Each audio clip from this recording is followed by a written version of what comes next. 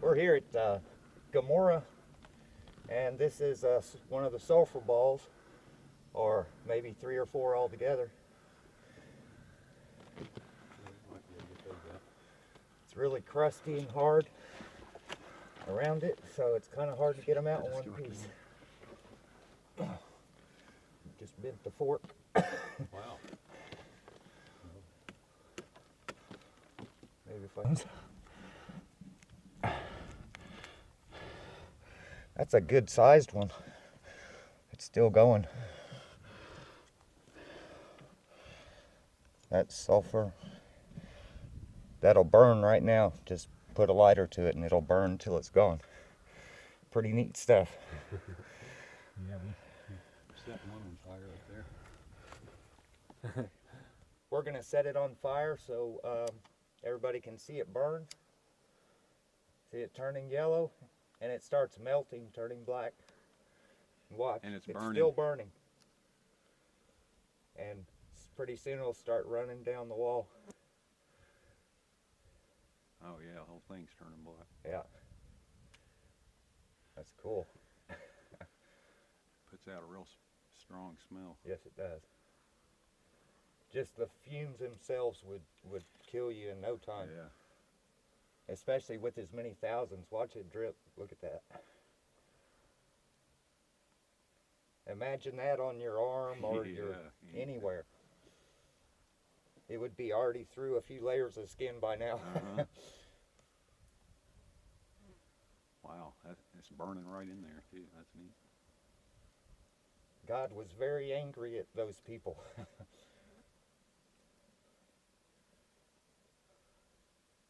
Just picking up a piece of actual.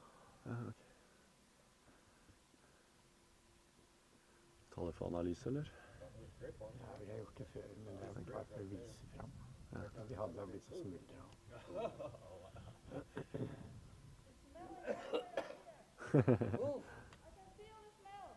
Yeah. Det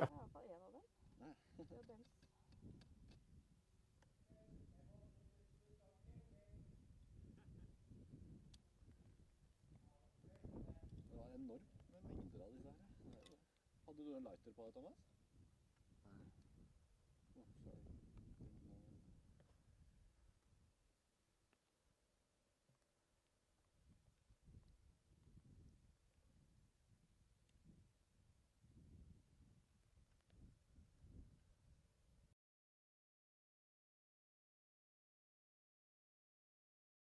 The crossing of the Red Sea. The first time I saw this pillar, I think, was in '82, and my father and my brother, we were going diving where we thought was where the children of Israel crossed the Red Sea. When I first saw this, it was laying half in the water and half out on the beach down there, and I haven't seen it since they stood it up.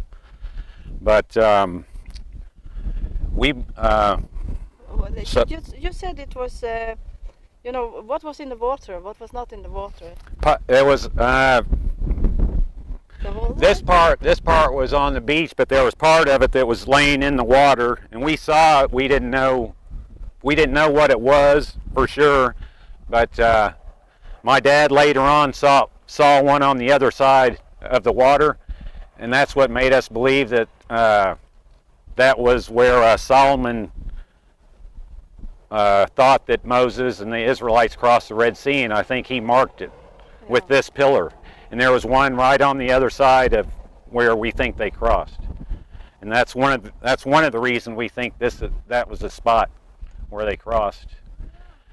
But like I say, this was in the water before, and they stood it up over here, so I believe the Israelis think that this was an important... Because the Israeli soldiers put it up here.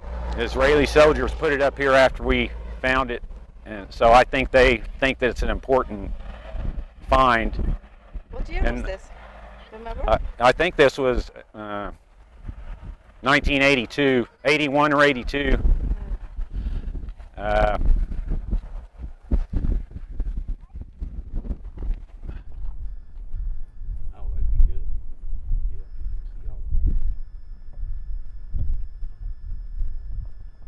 Right behind me is Wadi Retier, if I pronounce that correctly.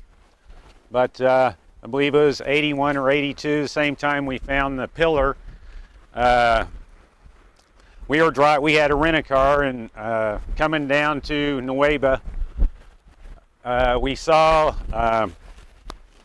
there's 3 places like this that go up in the mountains, and in the rent-a-car we couldn't tell how far they went up there.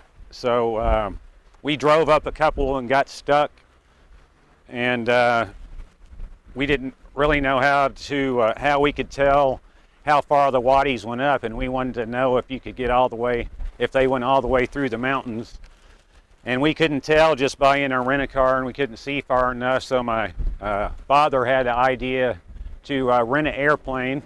So we went back to Eilat and rented a small airplane, and we flew down here over the wadis, and we took a lot of pictures, and we found out that the Wadi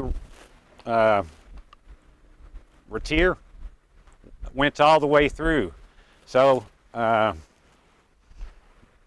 we figured that that's a good spot where the Israelites could have come from, because it went all the way through there, and that was the only place that they could get through. And so anyhow, we hired the airplane, which a funny thing, the pilot's name was Moses.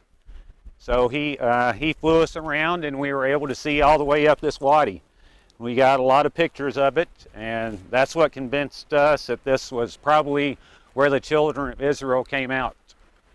And then they headed up towards up the beach that way. That's why I think that it was right close to here.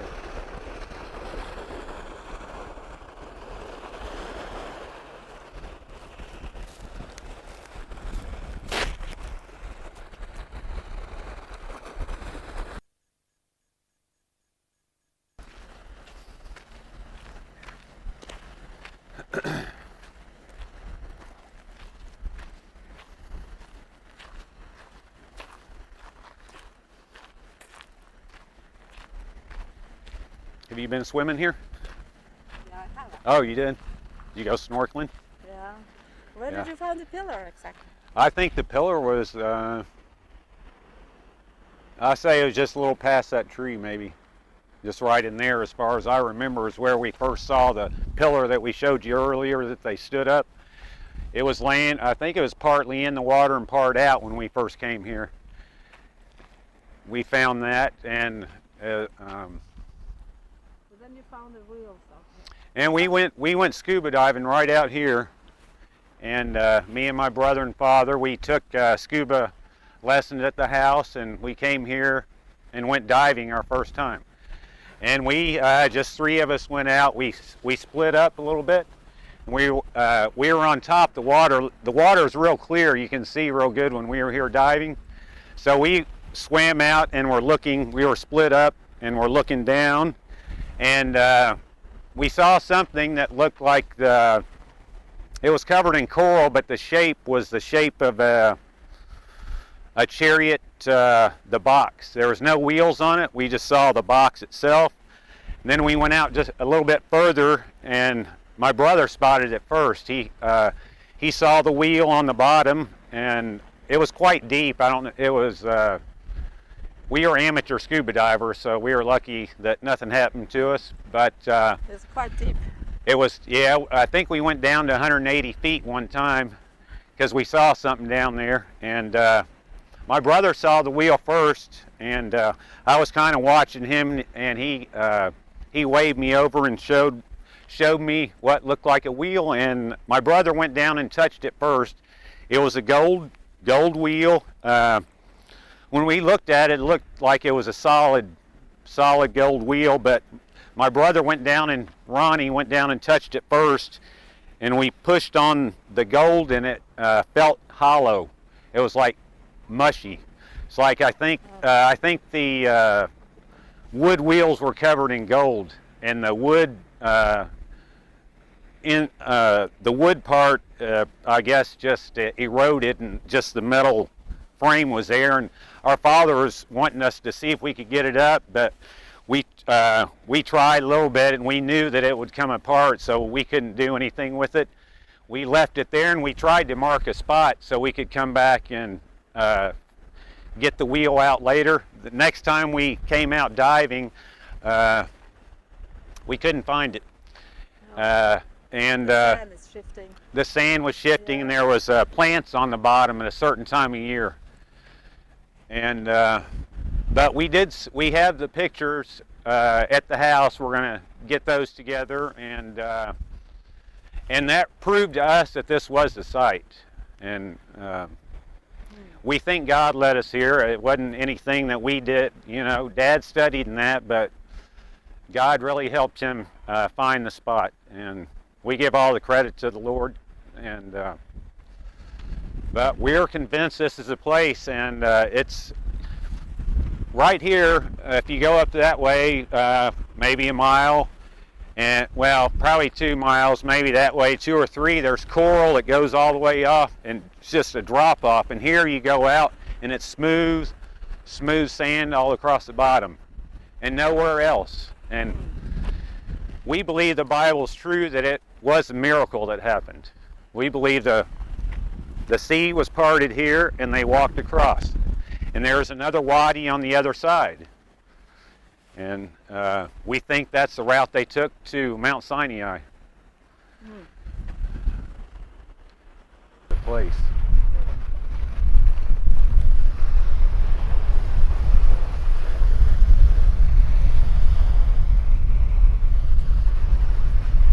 Yeah, yesterday my brother wasn't with us. I mentioned earlier he had a little problem with his passport, so he couldn't come with us to Egypt yesterday and see the column and everything. And he was going to tell you the story about us him climbing up the mountain in the wadi that we took a picture of yesterday. In the wadi that the Israelites came through to go down to the Red Sea before the crossing, I think it was in 93 or 94, Eric Limke and Josh Neiswanger was with us on a trip, and my father said we were driving down on the road that goes through the wadi now, and he said, hey, you guys, go climb that big mountain right there and see what you can see, how far you can see down, you know, which direction and stuff. And we climbed up this really big mountain, and on top of it there was some rocks that were piled up like this, and there was a middle section, and they were kind of wide, like this wide, and so they could actually may have used that as to signal to another mountain further up in the wadi. So when the Egyptians were chasing them, they said, you know, they could signal up ahead to know how close the Egyptians were to them. And so and when you look through it, you could look right to the other mountain and see a pile of rocks on it. And I'm sure that if you climbed the other one, it would have shown the other mountain, another one up ahead. So the Israelites had very good scouting people who were warning them of how close the Pharaoh was coming behind them. So it's really interesting that there's all sorts of evidence that that had to be the route they took.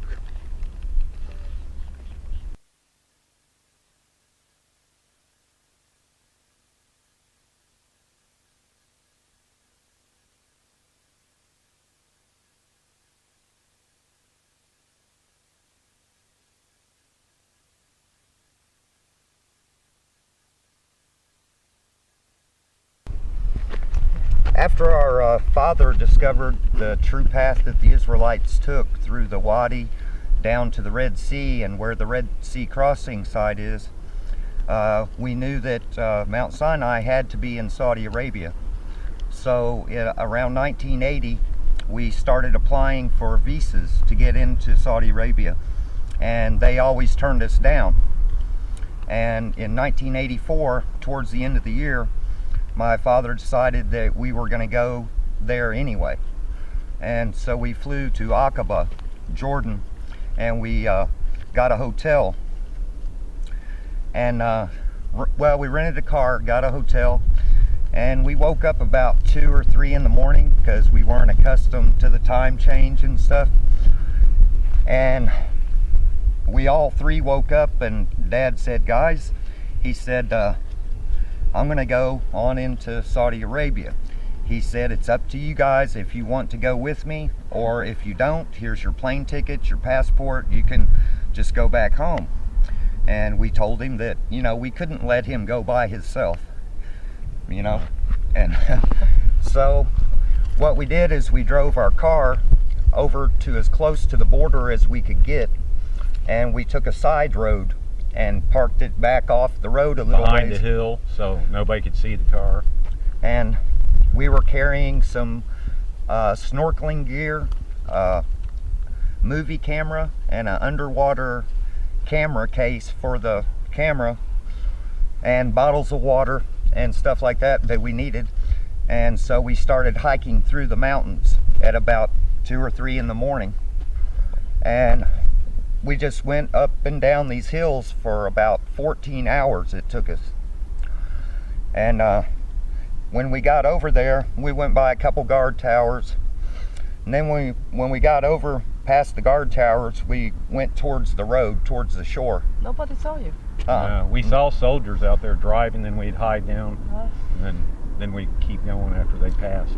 Yeah. And it was a very tiring, it was rough on our dad going that far because he was in his 50s then. And we got to the road, and we decided we were going to walk down to the water and kind of refresh ourselves. And there was a family there. There was like a kid and the mom and dad. And we went down there, and he turned out to be a banker in a town, and he could speak English real well. And he said, well, he could take us on into town because we said, you know, we would really like something to eat. And he said, okay, I'll take you. And so he took us to a restaurant, and we ate, and then he took us to his house, and we actually sat and talked to him for a while in his house. And then we had him get us a cab, and we got a cab, and we drove on into Tobuk, I think is the name of the town. And we spent the night in Tobuk at a hotel, and the next day we hired a car to try to take us down to the crossing site on that side so we could go snorkeling and hopefully take underwater pictures of chariot wheels that we knew must be there. And there was a fence that was along there, and it was a military area, the sign said on it, and so we couldn't go there at all. And so the next thing we did is we had the driver, we tried to explain to him Moses, or Dad would say Musa, and they understood the story, and then they came up with the name Jabal El Laws. They knew what we were talking about, Mountain of the Laws. And we said yes, and so the driver was taking us out there. And when we got close, a Jeep came driving out of the area and started yelling at our driver and told him to get out of here. You know, take them away, get them out of there, because that was also a military area, it turned out. And after discovering that we couldn't get to either of the places, we decided that we needed to go on back out of the country and try again some other time, or and my dad was too tired from the hike in and real sore, and he said, guys, he said, I'm not going to be able to make it out the same way we came in. And so we decided to go try to get out through the customs, you know, the actual border where everybody goes through. And when we did, they started questioning us and pretty much said, wait here. And then some military showed up and took us to jail. And basically they accused us of being Israeli spies, because of the equipment we were carrying. But also there was somebody who turned you in, wasn't it? Yes, we found out later, we didn't know at that time, but a man had called and said that we were spies. Not so very good friend of my father's. And he knew you were going in there. yes, we had told him we were going, and anyway, he let them know ahead of time, so when we showed up at the border, of course, they just put us straight away in jail. And we stayed there for 75 days, being questioned and things. And also, when we first got there, they separated us and took us one by one in for questioning to see if our story would match up, and it didn't. It didn't? No, because we made up a story. Why, how we got in there. We told them that we hired a boat in Jordan, and that the boat people the guy on the boat robbed us with a gun and then made us get off the boat. And so anyway, we It's never lied. wise to take a lie. That's never wise. And anyway, How old were you at that time? how old? Yeah. I was 23 and Danny was 24. Okay. Yeah. You were scared? Yeah. Yeah.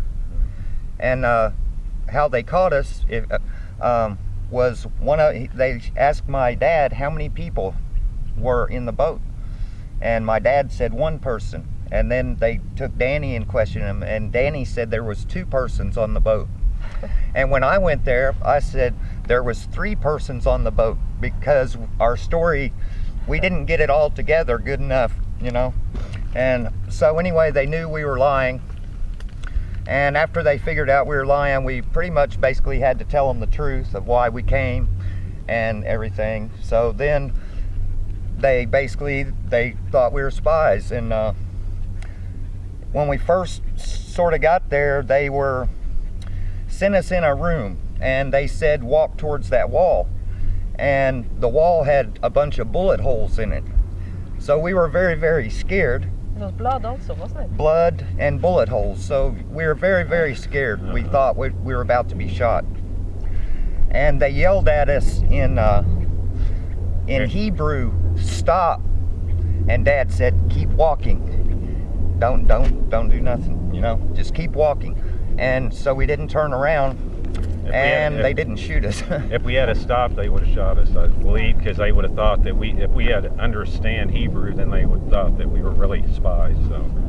So Dad saved us there. Yeah. Even though he got us here in the first place, he saved us after he got us there. Yeah.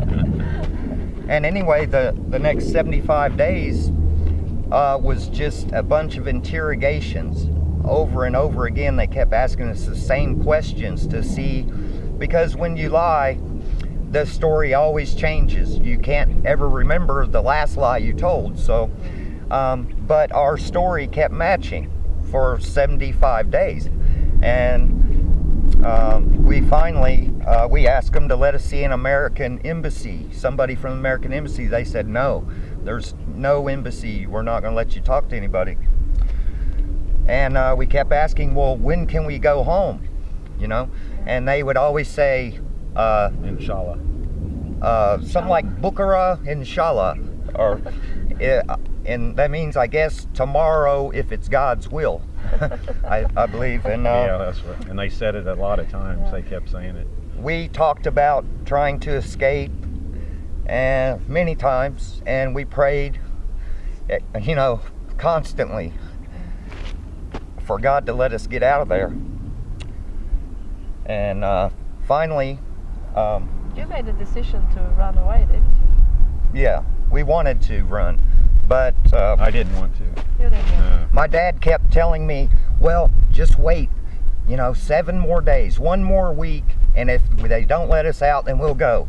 And then that week we'd get up and, okay, let's go. There and, wasn't anywhere to go, but we were sitting there. But Yeah. you know, it was a big area. The only way we could have gone would be at the Red Sea, and there was so much land between us and the sea, we never would have made it. This was in the city Hackle, wasn't it? Yeah. in Hagul, yes. Hackle, yeah. And anyway, it was stupid of me to want to try to escape, because we probably would have been shot also trying to escape. Yes. Finally, they said, okay, you're going home now. And We were really relieved. Yeah. Really? very, very We didn't relieved. know whether or not to believe them or not until they actually got us in the car. And took us back over to Jordan. We said, all right, we're back They here. took us to the Jordanian border, and at the Jordanian border we were met by the Jordanian military, and they drove us straight to another jail. And so we were like, oh no. That was you know? very disappointing. Yeah. And when we were coming into the jail, we heard a man screaming and just in pain. And they walked us around the corner to go into the jail, and there was a man having his beard and mustache ripped out by their hands. 2 guards were ripping his, and our beards were long. We've My been dad, in jail. my dad had to lift his mustache to eat because he would bite his mustache. Yeah, mine was long too. Ronnie was lucky; he didn't have much of one, but And anyway, we thought, oh boy, we're in trouble now. But mainly they just ask us, why did you go to Saudi from our border, because we disappeared from their country and nobody knew where we were at. And plus we left the rental car on the side of the road. they found the car. They found the car, and so they didn't know what happened to us, until they let us go at the border. And so they then informed us that we had to pay for the car for that 75 days for the rental car. Luckily in Saudi Arabia, they pay you so much money a day while you're in jail, and you buy your food out of the money they give you. And so we had saved up money actually while we were in there, and so we had enough to pay them, and we still had our plane tickets and stuff because they had took them from us, and passports and everything. And so they basically kept us for 3 days there, and then they let us go home, and they told us never to return to Jordan again. And you haven't been back here No, since that time No. at all? this My is my dad- first trip since I was in jail in Saudi Arabia. I thought My that dad was good later- enough for me. Yeah, No more traveling. yeah, that's true. My dad later got to go, and they took him out to Mount Sinai Yeah. and let him see it, and they even got pictures and everything, but then they took the pictures from my father and wouldn't let him keep them. And they said that they were scared that Israel would come and take that part of the country because it was their history, their heritage, the mountain of the laws. And they don't want biblical archaeology over there, really, because it's against their religion altogether. But now they have a fence around. They They put up a fence with archaeology signs. Yep. And there's an altar that had a cow, like Yeah. I forget which god that is, that they worship, the golden calf and all. And there's also the rock that was split, Yeah. and the top of the mountain is black from the presence of God descending on it. And so just by us going to jail, God made people interested in the site, and they thought, well, this must be it, and now everyone is certain that Mount Sinai is in Saudi Arabia, and it is called Jabal el-Laws. Well, that's quite a story. You went through there. What's good is that God worked out. He had it planned, Yes. and he put the idea in my dad's head to go without permission to begin with, and gave us the courage to do it. Yeah.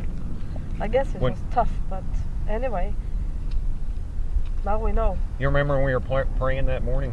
We felt something. Yeah, All three of us. we all His dad prayed, said, and "Did then y'all we feel decided something?" to go. Yeah. Yeah. When we woke up at 3 a.m, Dad said, well, let's pray, and Dad said, I think we should go. Uh-huh. So we did. Now, this is my brother's first trip back, and Yeah. since This has then, been a good trip. and I guess it was 24 years? Yeah, 24 years. Yeah. No, yeah. And now the story has been spread all over the world. Yes. Yeah. And that, yeah. And other people have also been there and seen for themselves. not Yes, only- yeah, since then a lot of people Yeah. have got to go. Some people snuck in after we did and got a lot of Yeah. pictures back out.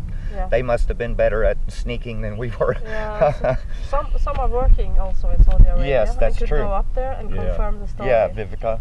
Yeah, and this Caldwell people, Yes. they were there for 12 years, and Yeah. they sent picture to your father Yeah. afterwards. Yeah. Yeah, so he was And very happy about that. finally they did even scuba dive on that side and have found chariot wheels on that side also. Yes, yes. And there used to be a column that Solomon put there to mark the crossing site on the Saudi Arabian side and on the Israeli side.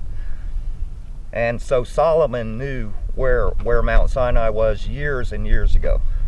Why we lost that knowledge, I don't know.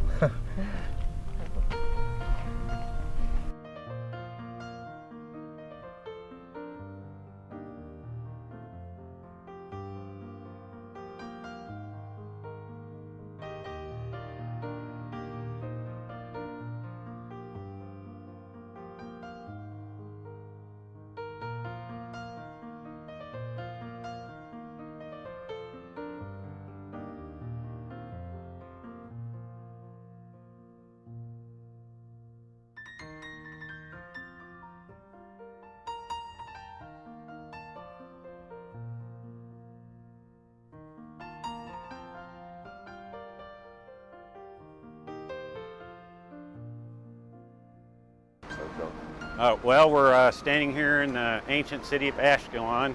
Last time me and my brother were here was 1979.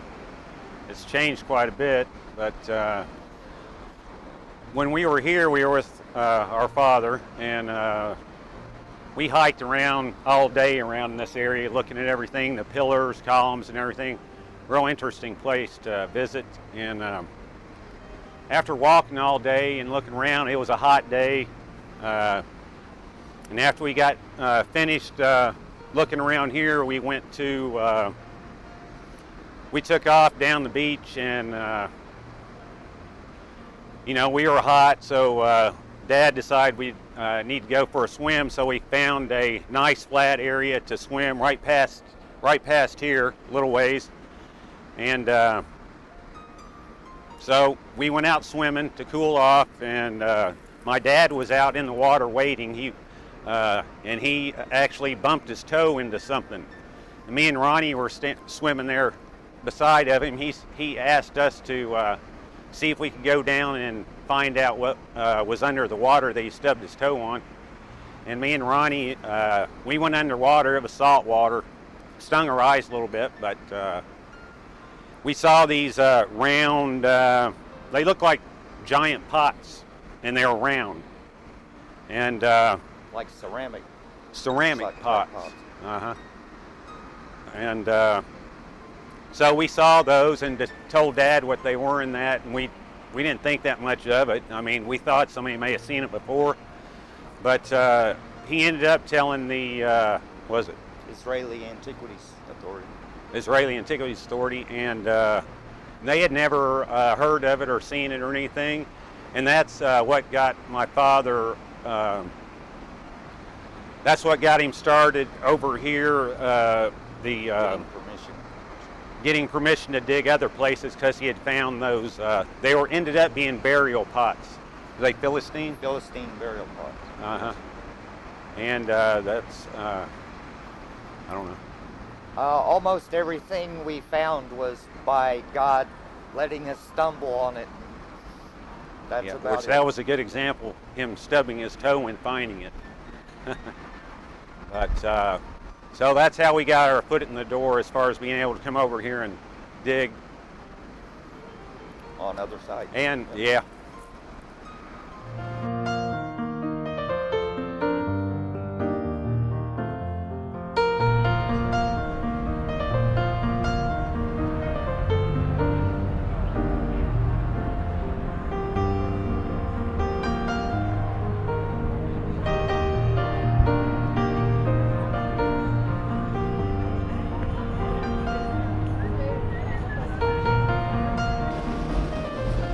Okay, we're here at King Solomon's Mines, or Zedekiah's Cave.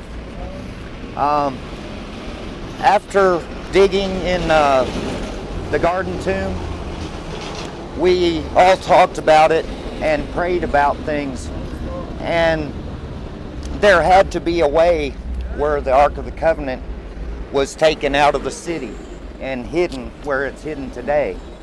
And my dad believed that there are some tunnel systems from underneath the city of Jerusalem that actually would get you all the way over to the Skull Mountain, or what do you call it? On the other side. Yeah, that's Skull Mountain. And or the Hill of the Skull, where Christ was crucified. And so he had us explore around in here. We found a Tiberius coin again here inside of a small wall, and it was like hammered to the rock and stuck there, and it was all green and pretty much corroded, but my dad had it cleaned professionally, and it was a Tiberius coin but in terrible shape. And so that also dated that wall to Christ's time also. And so I'm not sure what year it was because it's been so long, and we've been here a lot of times. And my dad went down, taking a tour down to see where the children of Israel crossed the Red Sea. And he left me here to dig, and he showed me a spot where to dig and where a cherubim was taken off the wall.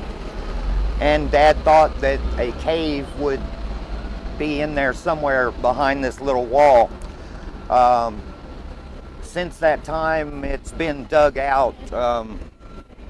If you go inside the cave today, it looks nothing like it did when we first came here, because of so many people who have been digging for the Ark of the Covenant itself, and or a tunnel system that would lead them to it.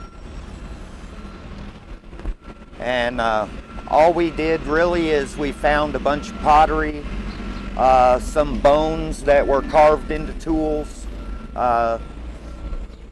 and there was a door in here that covered a tunnel. But I only saw this door one time, along with a couple other fellows that were with me at the time. And the door was shut, locked, and bolted to the wall on each side, so there was no way to get past it. And we called my dad back in there, and he was looking for us, and he came up to the door. We were kind of down, and we came up this out of a hole, sort of, and there was this big green metal solid steel door. And we got our flashlights, shined it through the bars, and all you could see is blackness where the tunnel just kept going on and on. Behind the door, or? Behind the door. Through the bars in the door. The bars in the door, you can see. Yes. And there was 3 people at least, besides my dad there, me and the 2 other guys. I believe it was Tom Andrews and Eric Limpkin. I'm almost positive. And anyway, my dad seemed very shocked that we found that door. He's just said, "I'm very surprised that you found this." And we didn't really know what he meant, and he didn't really want to explain himself. There was another time where my dad flew over here, and evidently the people over here, the antiquities people, or somebody had sent 6 people into a tunnel system, and they believed that the men were supposedly Levites, and that they were trying to go in to where the Ark of the Covenant was. And what my dad told me is that when he got here, they said that they needed his help, and they told him that they had sent 6 men in to go into where the Ark of the Covenant was. And they asked my father if he would go in and take the bodies out of the cave. because no one else would go in there. And what my dad said is that he went in there and they gave him a basket, a big basket, and he tied a rope to it, or they did, and he drug that in there, and he had to pick the bodies up and put them in this whatever cage or carrier or something, that, and they had to drag their bodies out by using the rope. And that's some of the people who have died looking for the Ark of the Covenant. And that's why my dad was very secretive about it, even to people he loved and knew and trusted, because he thought that if we weren't careful that we might end up, being one of those who were lost by pushing forth when the time wasn't right on the Ark of the Covenant. There were some people on the digging, I wrote it on, I saw it on the internet, that said that they confirmed it. Israel took Yes. us in 2005, they confirmed the story. Yeah. Because, many people say what to believe, and it's never been in the newspaper, nothing. Yeah. But they confirmed it. There was a cover story in the newspaper here that said that the men had died. They drove a Jeep into like a landmine area, and that's how they were killed. Yeah. But that was just to cover up the real truth behind it all. There's been a few different people who found that out to be true. Yeah.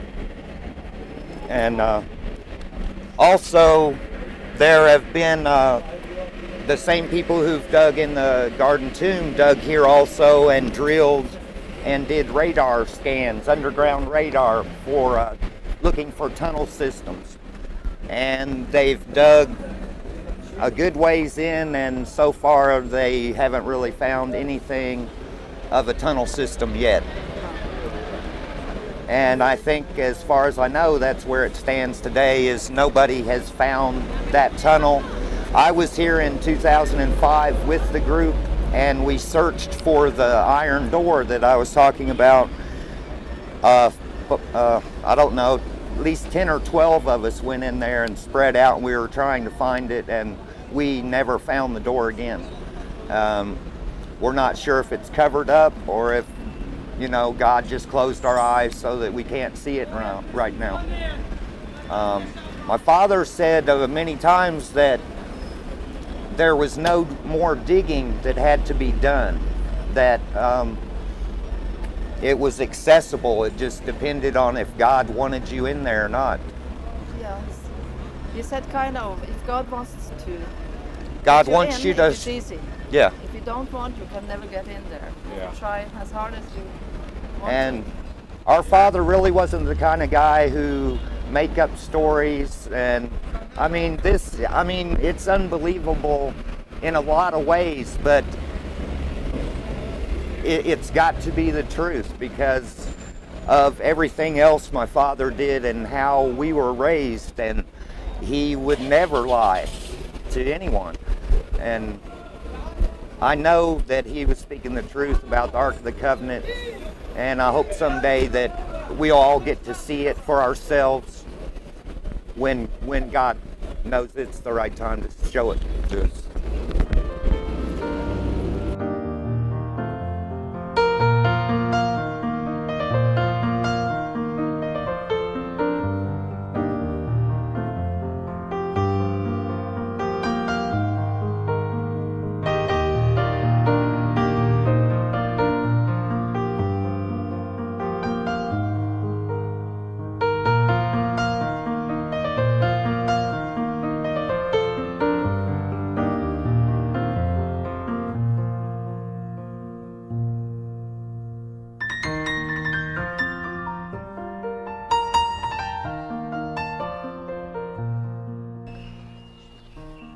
Well, we're right here at the Garden Tomb in Israel. This is where we started digging with my father, Wyatt. When we first came here, it was full of garbage and trash and broken glass, dead animals. And my dad kind of went to the people here and he said, hey, I would like to clean that out for you, is how we started it. And so we cleaned it out, and then we sort of kept going. And we started finding pottery, and we found some Roman glass. And my dad believed that the Ark of the Covenant was in this area. We found 4 cross holes here, 3 up above. Over here, there's some cutouts in the rock where we think they may have placed signs that said, like, you know, where he was crucified, the King of the Jews, and the 2 thieves on either side. And then as we dug down, there was a big rock, a huge rock in the cave. And we climbed over it every day. And we started getting really sore knees and bruised up from it. And so one day I tried to move it, and it moved a little bit, and so I brushed it off. We always took turns. One guy would carry the buckets of rocks up and hand it to the guy on top. And so I was inside that time, and Dad was down further digging. And I brushed the dirt off, and there was a big plug in the rock. And you could tell it was stuck there. There was a crack all around it. We knew something was in it. And so I yelled at my dad to come up and take a look. And he did, and we pried up this rock, this plug out of the rock. And inside there was a Roman coin from Tiberius's time, which is the time of Christ. And which was very, very exciting to us. That when we did that, that was our last day on the dig that time. And we were going to fly home the very next day. And so we prayed about it, what we should do. Should we just leave it there and let somebody else come in and maybe take it or whatever, or not? And so we prayed, and shortly after that, very shortly, we decided that if we could move it, that we'd flip it over exactly in its place and just put some dirt back on it and leave it there. And it stayed there until last year, sometime around September. There were other people here digging to see if they could find the Ark of the Covenant or the chamber that it's in. And somehow they hoisted it up with bobcat with a strap, and they lifted it up, and they don't know what happened to it, at least the last I heard. The other 3 cross holes on the other side of this dig, we don't know if they're still there or if they're torn up now also. We hope they're still there, because it would mean a lot to Christians everywhere to not have those destroyed, because it seemed just like how it's described in the Bible, with a thief on each side, or a murderer and a thief, and Jesus in the middle. And we're pretty much convinced this is the place where Christ was crucified, and that's why we started digging. And my father did the dig to. The only reason he did the dig is to prove that the Bible is accurate, so Christians can, have a good foundation to believe in that the Bible's true. And that's why my father's digging. He wasn't doing anything for money. He was doing it to get the truth out. The whole reason my dad got into archaeology at all was because he didn't like people, how they would do away with the miracles, like the Red Sea crossing site and Noah's Ark and things. They say that the Red Sea crossing happened in the Sea of Reeds, which gets ankle deep sometimes, and that a flash flood killed all these people, the whole Egyptian army. And it was ridiculous to my father, and it made him angry that people would make up things like this with no evidence whatsoever. It's just guessing. with seemingly no motive to think that. We dug many years here. When you dig here, you dig the big hole, but when you found the cross hole, you have to crawl under because the hole was not that big as we can see here today. So you have to crawl under the earth. Yes, we went down, straight down here where this little dip is in the rock, and there was a handle carved out of the rock where you could put your hand in or a rope and grab it. And so we went straight down, and we started coming over this way towards the chapel a little bit. And then we decided no, because it was all loose stuff, and it wasn't, it seemed like we found more like broken pottery and trash this way, but we went along over that way because of the 3 cross holes that we found. So you were crawling Under the earth, yes. Yeah. Oh, okay. And yeah, we didn't have it tall enough to stand. We had to crawl, and it was very dirty, and the hole filled up with flies and mosquitoes, and it was very hard work. But then you did something strange. You just broke into the mountain. Yes, we went along under the ground right beside this mountain here. And we didn't know exactly which direction to go. And we saw some roots coming out of the actual side of the mountain, you know, which seemed very strange to us because there would have to have been some chamber behind in there for a root to be coming out. And so we started prying on this crack, and then a big hunk of rock fell out of the wall, like somebody had almost stuck it there. Oh. And inside that, you found the Tiberius coin. Yeah, inside there. Which that was the second one we This- found. The second one. Yeah. But actually, you found that first, didn't you? Oh, Before- that's right. Yeah, that's right. Because the 4th cross hole we found was down deep in the hole. Yep. Yeah. And so anyway, he found one Tiberius coin inside the mountain. The other Tiberius coin was, like I said, in the plug in the rock to date it, because that's how they dated You things. didn't remove it. We didn't, no. We left it there.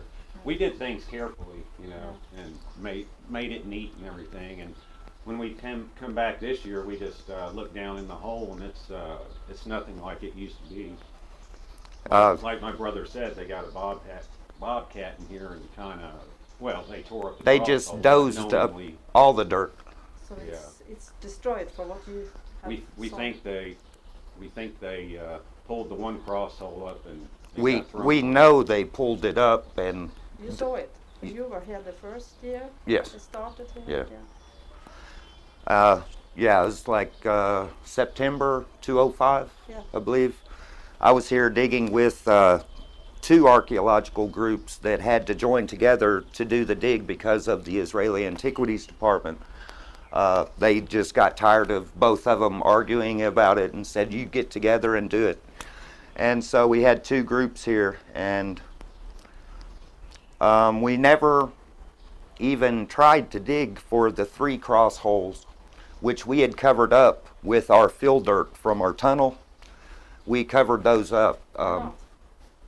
Huh? Why not? Yeah, You because don't have to answer.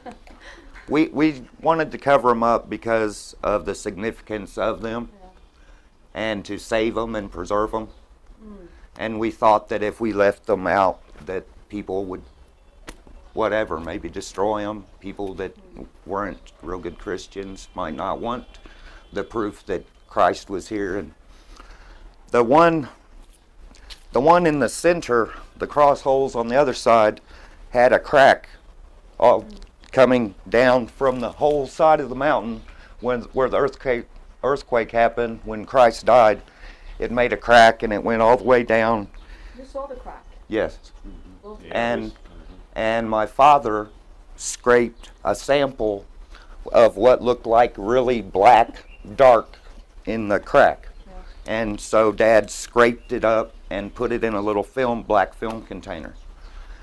And later on, people were thinking that the cross hole was down in the hole that had the crack in it. But that was pretty much their misconception about what Dad had said. And Dad didn't trust a lot of people with this because of its importance to everyone. And but anyway, we believe that that was a sample of Christ's blood, that when the soldiers stuck him in the side, that they hit his spleen, and that the water and the blood fell down through the crack and onto the mercy seat of the Ark of the Covenant, therefore fulfilling our salvation in his sacrifice. And Did you crawl around in the mountain, or was that just your dad afterwards? we dug into the mountain and cleared out a bunch of loose rock, and then we hit solid smoked quartz. And it was very, very hard digging. And after we started the dig, I ended up getting married, and for 4 years, so I didn't come over, and my brother and a couple friends came over and helped dig. Brian did a little, didn't he? Yeah, we did. Brian Karras, and We set up 3 crosses and put up some signs just to give people an idea what it would look like. and at that time we believed that it was probably a very visible spot from the wall of the city, the old city of Jerusalem. And last year, I guess September 2006 is when they came back with the bobcat and dozed up, and taking a look in the hole there, they've made a mess of it, really, in my opinion. And it looks like they're going to be covering it up soon because they built framework in there to, looks like, to seal it back up, but it doesn't look like they're going to fill it with rock or dirt or anything. It looks like they're just going to cover it. So hopefully some other time, maybe somebody can come back and try to find the 3 cross holes that we originally found before we started the dig. Do you think there will be anything to find left there now? Or do you recognize anything? Can you have a look down there? Yes, I recognize the hole we broke out of the side of the rock, the side of the mountain. And you can see part of the tunnel, our original tunnel going in, where it came in. And well, here you can see what they've done on their dig. The original hole that we went into the side of the mountain is the top hole here, if you can see that. And then we went downward through a lot of smoke quartz. Inside that hole, yes. Okay. And at first there's a lot of loose rock, but then we really had to start using jackhammers and chisels, and it was very, very hard work going down because of how hard the quartz is. And even the drill bits, some of the best drill bits that you can buy couldn't penetrate the quartz, at least not at a very fast rate, and it always ruined the bits on the dig I was on in 2005. They've dug way out further than we ever were. We never dug this far out. We stayed alongside the wall, and we're not exactly sure why. Maybe they were trying to, they found a cistern down in here, an ancient cistern and some things, but as of yet they haven't found the chamber where the Ark of the Covenant rests. My dad said that when he saw the Ark of the Covenant, that the whole back of the room was glowing and sparkling.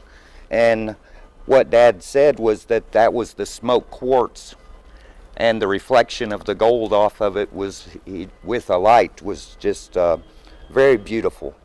So they carved this out of solid quartz and to make a very beautiful resting place for the Ark of the Covenant. And But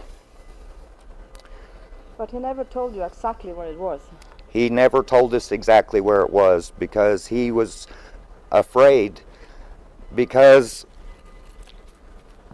some people, it is said that there's been a few people who have actually died looking for it, and Dad thought that it would be very dangerous, and he warned his wife at the time, and He told us when he was real sick, before he couldn't make it back over here, and he told us that he was worried about people's safety is what it was. He didn't want somebody coming in there for the wrong reason and ending up, because something this important, God knows when he wants it to be shown to the world, and we don't. And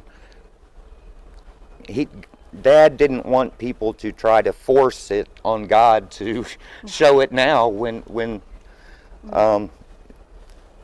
the timing has to be perfect to save as many souls as possible, because that's what God is all about. And when the 10 Commandments do come out and are shown to the world, I think that a lot of people are going to be ready and to need to know the truth about the Bible and the 10 Commandments and how they were written on the tables of stone. My dad said that it actually looked like a finger in soft butter was how it was written, and so it's going to be very awesome when those are brought forth to see the finger that wrote that, You know, you talk about the cutouts. Is this what we see? Some of them over there. You know, Yes. It looks like they have cut in the. Yes, And, there's wall. one here. Yeah. It's Yeah. kind of flat there, and then there's one down lower, Yeah. right there, behind Because I those never two seen beams. that before, because it was under the ground before. Yeah, parts of it, because our field dirt Yeah. raised up the level of Yeah. it. And I believe possibly they were looking for the 3 cross holes by digging so far over. I hope that those weren't destroyed as well or lost. But some of In it their is effort. gone. After your opinion, some Yes. of the crossholes are gone here. At least I know Just one. One here The one that had the plug and the Tiberius coin is gone. is gone. And the last I heard, they didn't know where it is, if they've located it. The archaeological people who came here, if they did recover it again, they haven't mentioned it to us. I hope they do find it. Would And you recognize the stone? oh yeah, And you can't see it. and no, it's not here. And the pictures he showed me of his dig when they got back after September 2006, he come to my house. One of the fellows who was digging here wanted to show me the pictures of the dig and to ask my opinion on some things, some film that was taken of my dad years ago and what he was doing. And in one of the pictures, the cross hole was still there in the tunnel where we had left it. And in 2005, when I was here, it was still there. People were sitting on it when they took a break. The workers, every time when they got tired, they would just go sit on it. You And saw that? yes, You didn't say anything? I didn't say anything because I felt like that if God wanted them to find it, that He would show it to them. And why would I show them when He could have easily showed it to them if that was His will? Yeah. All I did is I prayed for God's will on that dig, and sincerely and honestly prayed for His will to happen. And if it was His will for them to find it, that they find it. But obviously it wasn't His will at the time, and it's hard to know what God's reasons and purposes are for us because we're just human. And he's our Savior and was here from the beginning. And He knows the right time that it needs to come out. So. But I don't think that the people digging here took very much care in what they were doing. It just looks like a mess down there to me. And hopefully someday in the future, someone will be able to go and retrieve the Ten Commandments out of the chamber. And when they do, my dad left some things in there just to show what he said was true, that he was in there with it and that he saw the Ark of the Covenant. And so he left a piece of a pomegranate and some actual videotapes. So, I mean, I'm sure they're probably ruined by now from the moisture, but Somebody gets back in there. at some point